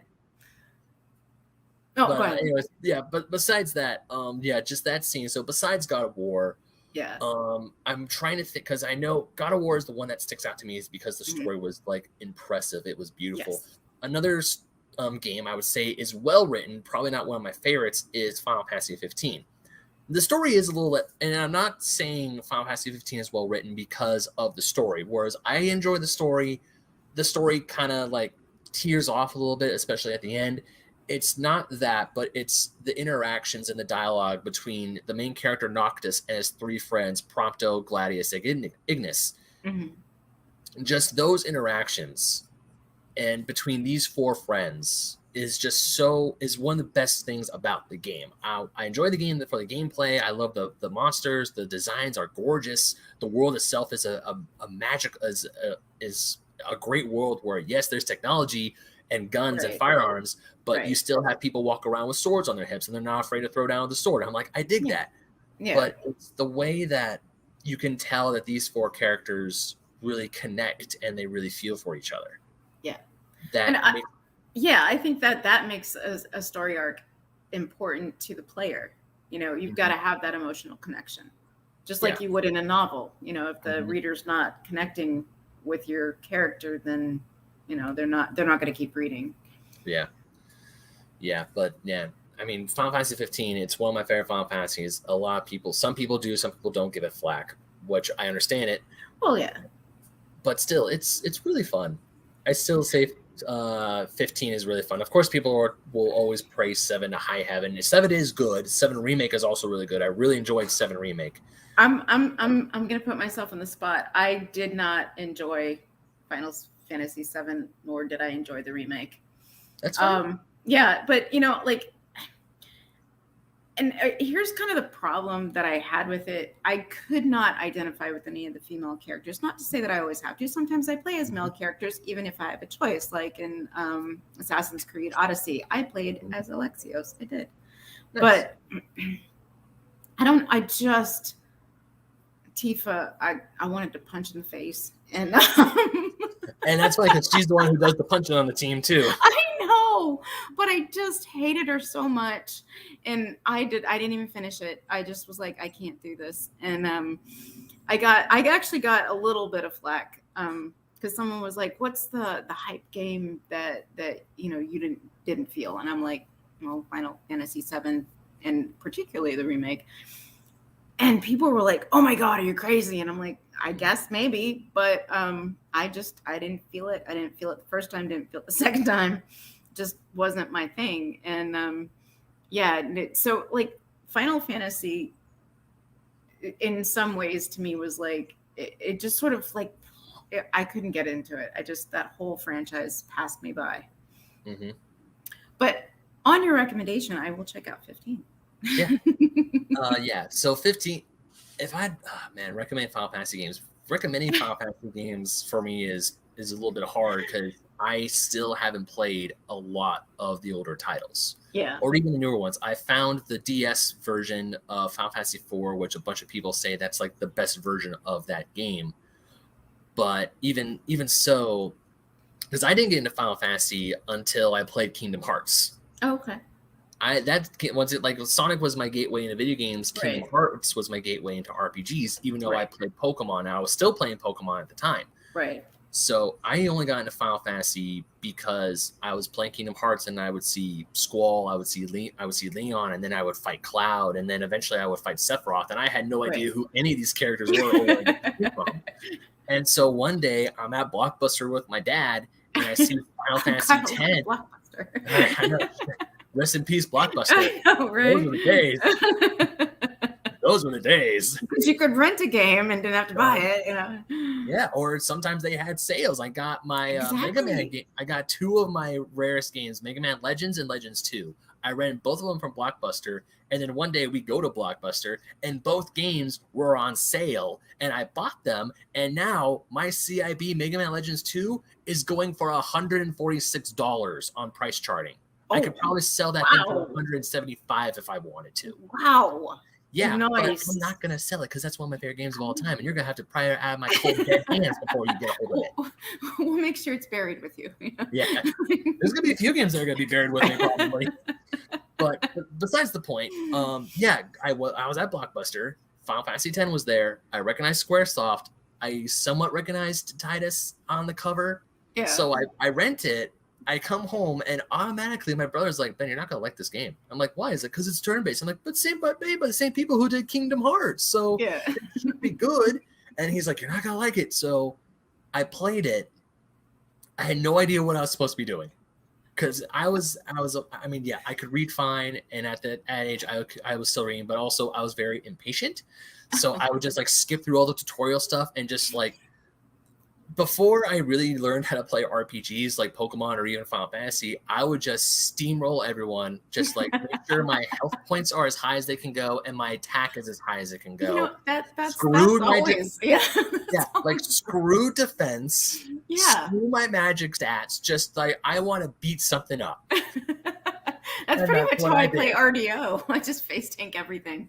Just like I got this, I remember vividly when I first started playing Pokemon, I had Charmander was my starter, and when I couldn't beat Brock to save my life, I restarted and got a Squirtle, and then it just got worse from there. It wasn't until Silver version when I finally made it to the Elite Four while I was steamrolling everyone with my Typhlosion, and then I couldn't beat the Elite Four, and then finally I reboot the game up, I restart a new file, and I'm like, oh wait, I need to have like other types and I need to train and grind them. And then when I did finally beat the Elite Four, became the champion, unlock Kanto, I felt like I was on top of the world. There's a certain satisfaction to grinding. Like it's work and it's called grinding for a reason. But then when you achieve that ultimate goal, you're like, you know? Oh yeah, you're totally like, oh hell yeah, Yeah, like I did this.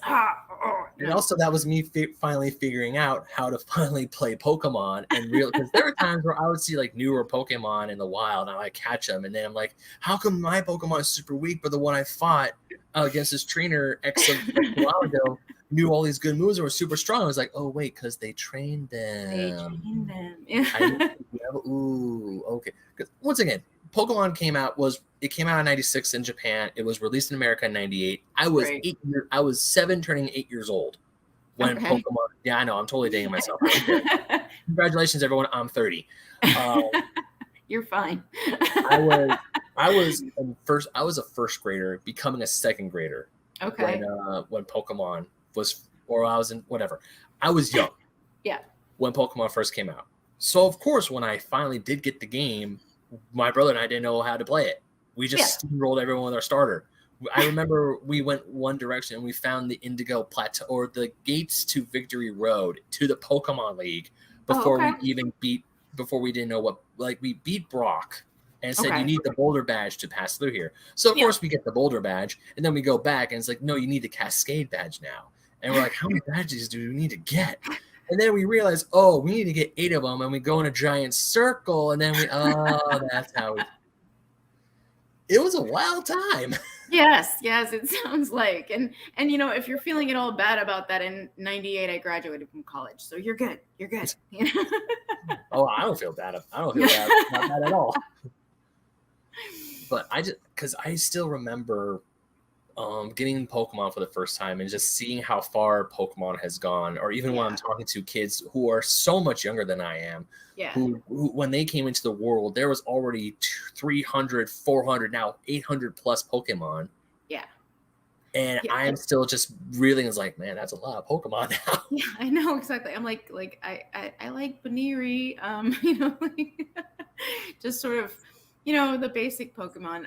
It's so far surpassed me that I'm just kind of like, you go. I think though my favorite memory with Pokemon would be stealing my son's 3DS at night. He's asleep. Mm-hmm. I would steal it and I would play Pokemon. Oh, what is it? I think it's Battles, I want to say. And I would just sit there like, and I knew I needed to go to sleep. I'm like, I'm not ready to sleep yet. And I would just sit there and just develop my Pokemon and train them and do all of these things and get them to the point where I was like, yes, I'm kicking butt now, you know? And that's the fun thing about Pokemon is that, you know, you get all these different types, the styles, the elements, and all of those things. And you're ready for anything if you play it properly, you know, but you got to do the grinding.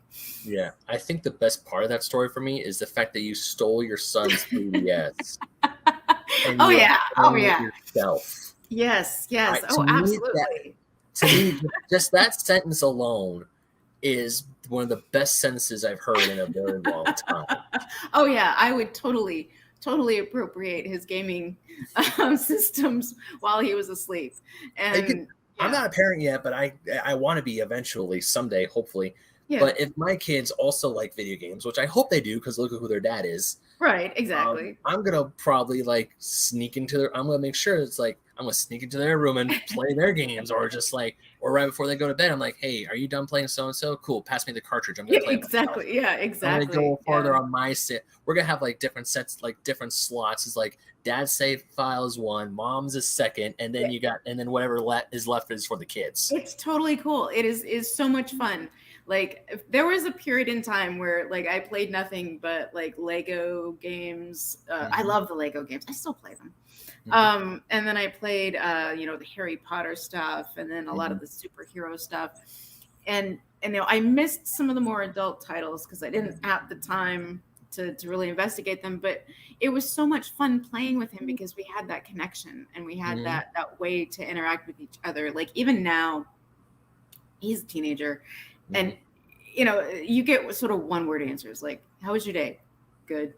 You want something to eat? Yep. What would you like to eat? I don't care. You know, like you kind of get that, but it's like, you know, It's like, so just flashbacks from my own teenage years. I was the same way, you know, but it's like, hey, you want to get on Fortnite? Oh yeah, mom, I'll show you how to do that, you know, and it's like, okay, you know, so you kind of have that connection that's sort of timeless, and I'm hoping going forward I can do that with my grandkids. Yeah. I mean, you play Fortnite too? Not well. No. Okay, so I've attempted it. Yeah, he No, has so- since been like, Mom, no. so remember way back when we were talking about games that like hype games everyone was talking about and we couldn't get Yeah. into? Yeah. That happened with me with Fortnite, and then the reverse of it happened. Okay. Because Yeah, I so- never fully got into it. I'm like, I So- cannot build and shoot at the same time. But So here's what happened. So Fortnite comes out in the very beginning. Yeah. And and my brother is playing it, and he tells me to download it. It's free to play, all the blah blah blah.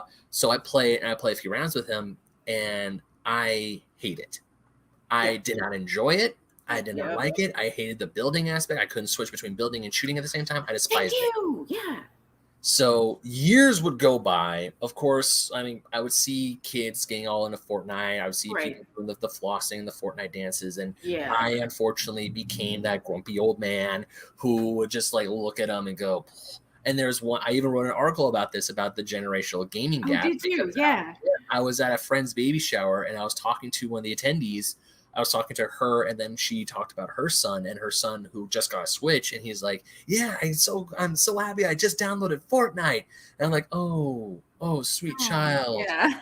There's so many. There's so many. So much else out there. Yeah. You have Odyssey, Breath of the Wild. There's so much. There's better games than Fortnite. Like, but of course, I mean, practically child abuse. No, I'm playing. No. I'm playing. But then, of course, I realize like he's a kid. I can't be mad at him for playing what he likes, because what he likes isn't gonna be, like with games, with films, with television, with art. It's all subjective. Yes, like exactly. I love Sonic the Hedgehog. Some person may think that Sonic the Hedgehog is the worst game franchise ever, and that's their right to think that. Right. I may say that they're wrong, but that's their opinion. But, I can't argue. I can't fight that. So fast forward a few months ago, or a few months ago. Okay. During the Fortnite Marvel event, my two co-hosts, Sparks and Ryan, they start playing it. They fall in love with it, and they try to get me into it. Because now Fortnite has thankfully changed. It's no longer just 99 people in a thing, and you have, and whoever's, they finally realized that they can get more people if there's stuff for the rest of the 99, air quotes here, losers to do than just the one who wins. So it took some time, but they convinced me to re-download it, and now I'm playing with them, and for some reason something clicked. And I enjoy it. I highly enjoy it. That is awesome, though. Yeah. So now I put some money into. I'm part of like the Fortnite crew, because I don't put a whole lot of money into it, thank God. But I get some of the cooler perks. I get some of the cooler skins. I'm having a lot more fun with it now. Yeah. Because instead of just like, hey, go and try to be the last man standing, it's now, hey, you drop into a thing, try to finish these quests, and if you get killed off like halfway through. Then you don't feel as bummed. I mean, there are times where it gets a little frustrating because you're trying to finish this quest, get the XP to unlock a thing. Right. But it's not to the point where where it's like, okay, now I've leveled up quite a bit and I can unlock some more stuff. They made it so there's fun stuff for you to do. And then if you see another person show up, it's a lot more satisfying when you gun them down. It's like, yeah, that's right. Nice. So now I might have to try it again then, because the initial thing was just, it wasn't good. It was I mean, hey, once we're done here, I'll give you what my PSN is, my PlayStation thing, so we can play it later today. Sweet. Because I can because I would love to level up later. So yeah, Fortnite is definitely one of those games where I've turned around on, where I went from absolutely hating it and despising it. I mean, truth be told, I still don't like a lot of the Fortnite dances, to be perfectly honest. But once again, that's a generational thing. It is. Yeah. Like, they're probably going to look at some of the stuff I like to do as a kid and go, oh, that's stupid. And like the whole Tamagotchi craze, they're probably, oh God, yeah. They're probably looking at Tamagotchi craze as like, why don't you just get a real pet? I'm like, well, I do now. Exactly. I have one now. But I have an IRL Tamagotchi. I have two. But yeah, no, I hear you on that one, because like there is this generational gap that like there are things that my son can do like just physically that I cannot do. Like I don't have those reflexes. I don't have that capability to sort of switch between, like you said, like the building is shooting. I'm like, it's lost on me. The best I can do is stairs. So because I'm mostly a shooter in Fortnite, because there are times where we meet like really seasoned and really hardcore Fortnite players where we just like miss a shot and then they're just like constantly building. And we're just, and even when I play with my friends, we're like, crap, builders. My son's one of those, like, and it's crazy. Like he'll like be building stairs and then he'll make a shot between the stairs. And then I'm like, what? I don't know. This is beyond me, you know, like this. Yeah. But if you're willing to give it another shot, and also I feel that because when I first tried it, don't get me wrong, I still love playing video games with my brother. Yeah. And it just playing Fortnite back then, it just didn't click with me. Now that I'm playing with my friends, because when I play with my friends now, whenever we can, with like Fortnite or even this new game called Knockout City, which we were playing as well. Okay. It's much more fun when you have a team and when you're friends, you're talking to your friends. Yeah. Like in Fortnite, we're playing this. It's like, okay, who has quests that he or she needs to do? Yeah. And we go do those quests, and then like we'll essentially cover them. Yeah. We'll watch their backs, and then when we see guys, it's like, oh, who needs help, or who I got extra shields, who needs whatever. Right. It's when I feel it's what a lot of multiplayer games need to do, because right now the most multiplayer games I do is Fortnite, Knockout City, and it used to be Dead by Daylight. We played a lot of Dead by Daylight during the pandemic, but we would play with our friends, and we would only play with our friends. Like with Dead by Daylight, we would only have private matches between us. We would cycle between who was the killer and the survivor. Yeah, and then it was just fun. Yeah, I mean that's the thing I think about. Like a lot of online gaming that sort of like gives me pause. Like I just don't feel comfortable talking and playing with random people. Not because I think they're bad people or there's anything wrong. Like I'm just not that person. And so like I've played certain games where you're just thrown into matches with other people and there's not that synergy. There's not like, okay, I'm going to do this, you're going to do that. We got each other. Great. You know, you're just sort of trying to figure that out while you're doing it. And sometimes you do get stuck with that person that's not very nice. So, you know, it's just like, that part I don't get of it, but absolutely like an MMO with your friends, people you know, people you click with, people that are like, you know, I got you. You know, it's like it's a totally different experience. So yeah, absolutely. I can also recommend Elder Scrolls Online. Yeah, so I have a very weird. No, it's good. So I bought Skyrim for my PS4 Black Friday. It was on sale for $5. It was the complete edition. How can I not say no? Yeah, you gotta buy it. Yeah, but of course I buy it 2 weeks before Final Fantasy 15 came out. Oh, well, you know, there's that. And Elder Scrolls, because people say that you gotta play it with the mods on. You have to have it with mods. No, you know what? I played Skyrim straight the first time. That's what I'm doing. Yeah. But now I'm so far removed because once again, I played Skyrim. I liked it, but I'm still trying to get used to it. But it's one of those games where even I was like a little like, I can do what? It's like with Grand Theft Auto works. Like you can literally do anything. And there's so many potions and the magicka and the, you know, like all of the different things that you can do. It's overwhelming. Yeah. And I feel like I'm a guy who can understand high fantasy and crazy lore and stuff like that. But even I'm going through Skyrim, I'm like, what do I want to do? Because it's weird because when I play RPGs like Final Fantasy or Kingdom Hearts, I try to max out as much as I can. But with Elder Scrolls, it's like, I don't think I can. I have to like, seriously, what kind of, it's literally playing Dungeons and Dragons. And I love playing Dungeons and Dragons. Right. Yeah. It's like, what kind of character do I want to be? You have to make a choice in that game. Absolutely. And you sort of have to stick to that choice. Because if you try to cover all your bases, you're going to cover none of them. You know, it's just, but it's definitely worth doing. And then Elder Scrolls Online, because it's like you were talking about, like, you know, my boyfriend and I will go on and we have a couple other people that we'll play with at times. And it's like, okay, who needs to do what? We're going to go do this. And the map is massive. There's so much to do. And there are actually like group activities.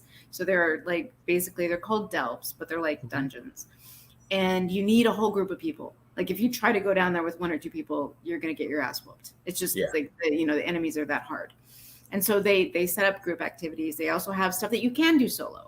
You know, so it's just it's such a rich and varied world. But yeah, you do have to pick your character and what you're going to Yeah. be talking about. You know, it's like No, with MMOs, the one MMO that I've had my eye on for a while, that I mean, I do have a PC. It's nowhere near the specs of a gaming PC, but I also have thought about playing it possibly on console. But I mean, it's just like if I'm going to play a game like an MMO, I would want to be on PC so I could easily either type out what I want to say or just have a headset. Yeah. But it's Final Fantasy 14. Okay. I've been looking into it. I thought about it, but I know because there have been times with certain games, I get into it, I start off, I play, I fall in love, it sucks my life up. Yeah. Final that's Fantasy, the best, you know. Yeah, that is the best. But I feel like with Final Fantasy 14, it's going to be that. But unfortunately, I'm on vacation now, hallelujah. But when I do have to go back to work, that's one of the reasons why I don't necessarily stream. Yeah. I mean, when I do, it might be like one Saturday in like 3 months when I decide, okay, I'll stream Fortnite for a few hours. Let's see how it goes. Right. Because when other people stream it, because I don't have my weekend, like Saturday is like essentially my only day off. Right. Because I have stuff for the I record the main podcast on Sunday, and then I have Saturday as my day to either see the movie we're reviewing or get the book read that we need. And Saturday is like my prep day, and then Sunday is the recording day. Right. Yeah, so you don't really have that kind of time to invest. Yeah, and of course, Saturdays there are times. I mean, we're recording this in the middle of the week, thankfully, because once again, vacation, yay. Yeah. But also Sunday or Saturday is when I try to get episodes of Pause Menu recorded. Yeah. So that way I have more stuff. I have more stuff to put out, and not that it's a bad thing, because don't get me wrong, I love doing the show. I love doing this. I love doing Fake Nerds. I absolutely adore it. But then putting a streaming schedule on top of that would just be like, okay, what has to go? The streaming schedule, that's gone. Yeah. No, I definitely feel you on that one. When I was still working and then blogging and then gaming, it's a lot. Like you don't have energy for everything. And unfortunately, what usually suffered was my blog. Yeah. I'm like, I'll write it tomorrow. I'll do that tomorrow. Because gaming's fun and work you have to do, you know. So work sucks. I'd rather play video games. Yeah, exactly. I would come home and be like, I'm exhausted. I'm getting on the PS4. Oh no, I do the exact. I would do the exact same thing, because I would get off work at 12:30 a.m. Get home around 1. While I'm at work, I'm constantly thinking, like, okay, I could work on this, I could write this, I could do this before bed. The second my foot steps through the threshold of my house, the second I step through, I'm like, I'm exhausted. I just want to veg. I just want to play. Oh, hello, controller. Let's play some games. Exactly. It calls to you. It's like that siren song. You're like, it is. Oh.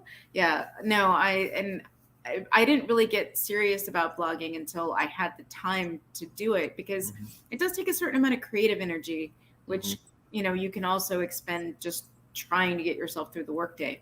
Yeah. I've actually allotted a year, which I've used kind of half of, but I've allotted a year where I'm like, okay, I'm going to take that time off from work.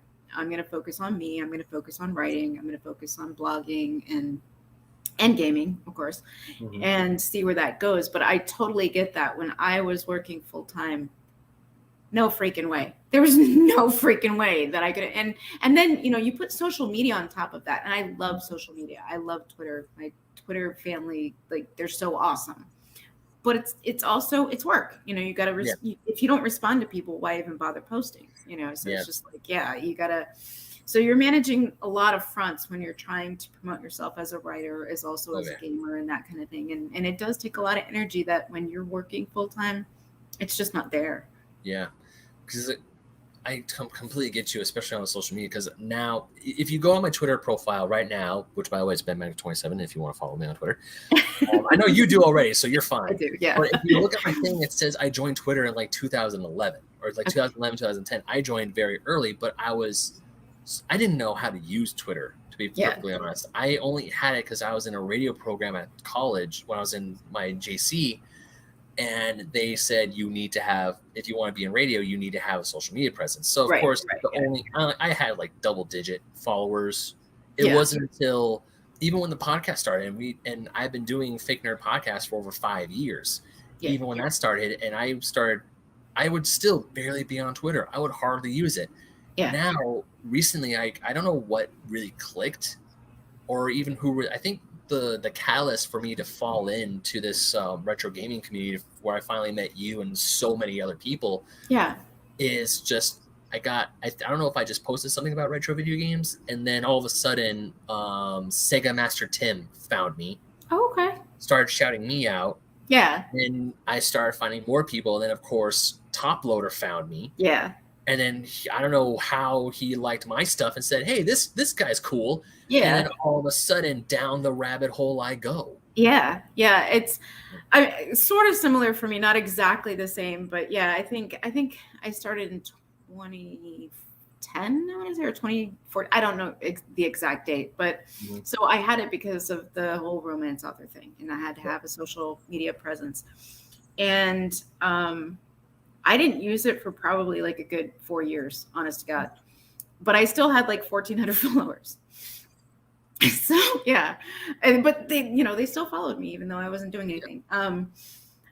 Bless them. But so yeah, when I started getting back into writing, and I was going to create this whole new persona for gaming, because I got this gamer tag, which was Fox Miyamoto, and I started trying to rebuild a Twitter presence under that name, and I'm like, I've got 14 followers. I can't do this. So I was like, you know what? I'm going to go back to my old account. And I rebranded my old account, and I built on that 1,400. I actually, as of yesterday, I hit 2,200, and I want to thank everyone on Twitter, because that's within 3 months' time. Nice. Yeah, and everyone has been so supportive. I honestly didn't expect the reaction that I've gotten, and I do feel blessed. But I had sort of the same sort of thing happen to me. I want to say it was at Colonel Falcon. Mm-hmm. And we just sort of, we were chatting about trains, because I live in a town in West Virginia where there's a lot of trains, and he's a train buff. And he started giving me shout outs, and he's got a ridiculous number of followers, Yeah. And, numbers just started to build, and it's never about the numbers, but it just makes you feel kind of loved. You're just like, yeah. I will not lie, because there are times where, like earlier when we were talking about, like social media has also worked, because when I post stuff on, because I cannot tell you how many times where I finish an article on Old School Gamer magazine, and I'm like, I finish it, I publish it, and I'm like, cool, ... Oh yeah, now I have to go through my entire follow list and at so many people, so they can because I now have like over 300 some followers on Twitter, and for me that's like, holy crap. Yeah. And then I look at other people who have that is like a solid number. Yeah, who have followers in the thousands. But of course, I'm trying to use Twitter to promote my stuff so I can leave my soul crushing job and be a writer full time. Yeah. And there are times where it hurts, like when I post a thing on Facebook being like, hey, here's my newest article, 2 people like it. And then the second I say, hey, I did this thing, I did a book proposal, like so many people comment, so many people like it. It's like, hey, where's the support for my other one, huh? Yeah, I feel you on that. I had the opposite sort of thing, though. When I was an author and I would post something, I felt like I got so little love. Like they were just like, I'd get 1 or 2 likes. And then like I post something now and I get so much support and so much enthusiasm. And that to me, I guess, sort of says like, you know what, you're in the right place, Cindy. You're doing something good that people are reacting to. But yeah, no, and on Facebook, like I don't even get like, I was kind of surprised, because I think I probably have around like 16 or 1700 friends. I don't know these people, but like a lot of them I don't. But they're friends, and like I'll post my stuff on Facebook, and I feel like it's just sort of died. Yeah. Whereas Twitter is still very active, and people are engaging. Like today, can I take a second to look this up, because I thought this was really cool. Oh no, go for it. I can go on another tangent, because with the even with Twitter, I feel, because there are times when I post new articles. Now, once again, my follower base still isn't as large as say yours or anyone else or other people that we know on Twitter. Right, but it's still a decent follower. But I try to at so many people in my thread, and like it's like, hey, here's the main tweet with the article, and then at. It's like a thing up top. Go read it. At. Yeah. That because that's like I want these people to see it and of course retweet it, and then I grow. So eventually I can just put the article up, and then everyone can see it. Right. I'm not there yet, unfortunately. So I'm just scared. The thing that kind of freaks me out is one day one of those people who follows me is just going to be like another one, and they're just going to report it as spam, and I'm going to get in trouble for it. Oh, no. I hope that doesn't happen. but I'm scared that it will eventually because I'm trying to grow. Is it a little selfish for me? It may be, but this is what I want to do. I'm willing to put in the work. So unfortunately, that means I have to constantly at and spam you to like read my shit. No, okay. So this is my strategy for that. I have a certain group of people that I know if I say, could you RT this? They're cool with it. So you kind of have to develop that, like, and I call them my RT posse, you know, and it's just like, I know if I tag these people, they're going to RT it, they're going to comment, they're going to, you know, they're going to respond positively to it. I try and like you, I'm like, I don't want to bug anybody, you know, and so I'll kind of do like maybe once in a while, like throw in a cold RT, you know, like, hey, you know, but usually like I keep a list of people and I have it on my phone and I'm like, okay, these are the people that I'm gonna boom solid. I can RT, and you can always tag me, please. Oh yeah, I do. Yeah, I plan to. Do. No, we're both video game bloggers. You're like one of the first people I think of because it's like Top Loader, you. There's like a few other people I think of who love liking and retweeting my stuff. So it's like. Because you and Top Loader are definitely the ones who do this a lot. Also, I think I try to get Colonel Falcon in there a few times. Gosh, who else? Talk to him about trains. Talk to him about trains. You know? I was a huge train buff. I was a huge train kid when I was younger. I love trains, still do. But that's another thing.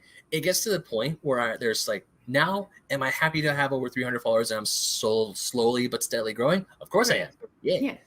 But at the same time, it's like, I feel like I'm going to forget someone and I'm going to feel like garbage if that one part is like, hey, look at me and tag me. It's like, uh-oh. Yeah. I get, like you're right. There is that fear. You're like, I didn't mean to leave you out, you know. Like, unfortunately, as far as I can tell, there's no way to just like mass at everyone where I can just go at my gamer friends and then put all those people in one. There is? There's lists. You can make a list. Yeah.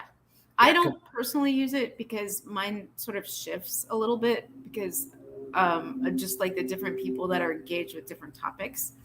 But yeah, you can make a list and then you're like, you just tag that list and it's like, boom, done. I'll have to look into that. And I actually just found that out from @Cypher. He was like, because I was kind of, you know, having the same issue and there's a list function, you know. Yeah, I definitely need to look at it. All right, so and normally these shows go for about like an hour to an hour 30, but we're approaching an hour 45. I'm sorry. Okay, one more thing I just want to say. No, one more thing, of course. So I did my like good morning thing, and someone started talking about gaming and zombies, and then this person that didn't even follow me at that point, like we started talking about zombie games. And we had this awesome conversation about it. And then I inspired him to actually make a tweet and he tagged me in it. And I was like, how freaking cool is that? So like, for me, it's also not just about like, I'm trying to read my stuff. Like I love having these conversations with people because it just sort of leads to this camaraderie that I don't really think that you can find on any other social media. Right. Yeah. Yeah, it is. I've talked to so many different people that I don't think I would have ever met in IRL. If it wasn't for this, like another follower, like up top, Lulu. Yeah. Lulu's great. Yeah. So there are times where Lulu and I got into conversations, like when she's posting all her Shantae stuff, I'm like, lucky. And then we've gotten to conversation debate, but it's always, I was like, I would never have probably talked to this person. Obviously, I mean, everyone talks about, or not everyone, a lot of people, when you hear the word Twitter pop up, it's mostly in a possibly negative light or something like that. Right. And it is just... Can you give me 1 second? I'm sorry. Someone's knocking at the door. Hopefully we can... I'm still on the interview. Oh, he's probably like, hurry up. It'll be like another 10 minutes. We're wrapping up. Okay. Let's go be in quiet your room. Sorry, I'm babysitting. Hi, David. David, you want to say hi? You want to say hi to Ben? Hey. Hello. Okay, so we will wrap this up because we're both busy now. But We'll wrap this up. So anyways, Cindy, thank you so much for coming on the show and rambling with me for about an hour 45. I know we had so much to talk about, but no, thank you for inviting me, honestly, from the bottom of my heart. Of course. If you ever want to come back on, open invite, just hit me up. We'll figure something out. That's sweet. Yeah, and also I gotta DM you my PlayStation Network so we can play some Fortnite later. Absolutely. Yeah, I'm gonna go get lunch first, and then we can get some. Yeah. I will show you the way, and if you're still interested, cool. If you're not, that's totally fine. Okay. But yeah, so Cindy, where can people find you on the internet? Should they would like to find you and also get experience into this awesome world of gaming nerds that I've also found? Okay, so at Cindy Jacks, so that's CindyJacks, and that's on Twitter, and then grownupgamergirl.com. Those are the two primary places that I hang out. Nice. And just because I'm curious, because I was at Barnes & Noble the other day, and I may have walked past the romance section and tried to keep an eye out for your name, what is the book that you have that's out right now that's still in print? Because just in case, you never know. Maybe entices like romance. I like romance. Okay, so I still have a title out called Desire. And it's by Cindy Jacks. I wrote under my original name because I felt strongly about that. But yeah, so it's called Desire, and you can find it on Amazon. You can find it on Barnes and Noble. You can find it on any book vendor that you choose. Sweet. Thank you. Sweet. And of course, I am Ben Magnet. You can find me on the internet at BenMagnet27 on both Instagram and Twitter. Also, Fake Nerd Podcast, that is the mother show. Basement Arcade Pause is just essentially an offshoot of that. Myself, Brandon, Ryan, and Sparks, we're recording live. We're recording live on here on StreamYard. We're still doing our live shows, so that's fun. We have so much other stuff. Brandon, of course, has Conversation. That's a show of his where he gets in touch with people who do podcasts and talk about their fandom. So Cindy, if you're interested in that, hey, hit him up. Absolutely. Yeah, definitely. Yeah, if you wanted to hit us up with that, it's FakeNerdGuys@gmail.com. Like this video, subscribe on YouTube. Pretty much all of our Fake Nerd stuff is under the Fake Nerd Podcast YouTube channel. This show, awesome. The Let's Play show, Basement Arcade, the original form of Basement Arcade, which unfortunately I haven't been able to get in touch with Ryan to finish Sonic Mania because that was the game we were playing when quarantine hit, and we haven't gone back to it. Oh, no. But luckily, him and Sparks, they live together, so they're being able to do more Basement Arcade stuff, which is awesome. Yay. Let's see. Also, we have a website, everyone, FakeNerdPodcast.com. Links to our TeePublic are there. You can get awesome shirts there, shirts with our logo, shirts with our motto, don't be a dick. I'm so getting one of those. Yeah, it's a picture of one of our friends, the Keithy. She drew me as a cartoon and said me saying "Don't be a dick" because I was the one who coined the phrase "Don't be a dick" on the show. Yeah, and also, I feel one of our most important links, the link to our Patreon is there, guys. If you like us, you want to support the show, definitely. We have a Patreon. The link is at FakeNerdGuys.com or FakeNerdPodcast.com. Not FakeNerdGuys. That's the old title.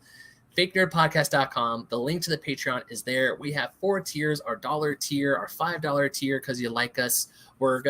There are some rewards there. You get some certain specials earlier, but eventually, we don't believe in paywalls, so eventually everything will be up, ready to listen to no matter what. But if you join our Patreon, you get the stuff a little earlier, so that's cool. Yay. And also, our $10 tier, we have an exclusive shirt for the quarter. Our shirt for this quarter is "Don't Be a Dick," done in the style of Looney Tunes. That's all, folks. So done. I'm subscribing. Yeah, definitely. So yeah, that's our $10 tier. And also, if you really love us, you really want to help support us, our $20 tier is there. You still get the shirt. That's the good news. You still get the shirt from our $10, but if you really love us, $20 tier is up there. So yeah, patreon.com, Fake Nerd Podcast, FakeNerdPodcast.com, TeePublic. We're still in the middle of pandemic. I believe a link to masks with our logo on it. We have like face masks that a brand's girlfriend makes, crafted by Z. I'm 99% positive a link to her store is in our website. I could be wrong, but we put links everywhere. So if you need to find it, just like add us like, hey, how do I get the link to the masks? I want to buy a mask. We'll send you the link. No problem. Awesome. And also, of course, follow us on Instagram and Twitter at Fake Nerd Podcast. Is it Fake Nerd Guy? Yeah, it's Fake Nerd Pod. Just look up, you'll find the logo. We're there. So Cindy, thank you. Man, Brandon makes this look so much easier when he does it. Thank you. Also, he has a script in front of him so he can read it off. Me, I just free I just go like, I can do this by myself with no script. And I think I need a script. You're awesome. Thank you so much for having me. Yes, Cindy, thank you so much for being on the show. Yeah. So, anyways, go guys. Follow her. Follow me. Follow the show. Like, subscribe. Watch the stuff. More stuff coming soon. I'm on vacation. Yay. I don't know what I'm going to do for the rest of my vacation. Well, of course I know what I'm going to do. I'm going to Miami and then I'm playing video games. That's what I'm going to do. Absolutely. Rock on. Yeah. So once again, thank you so much. And for now, let's unpause. Unpause.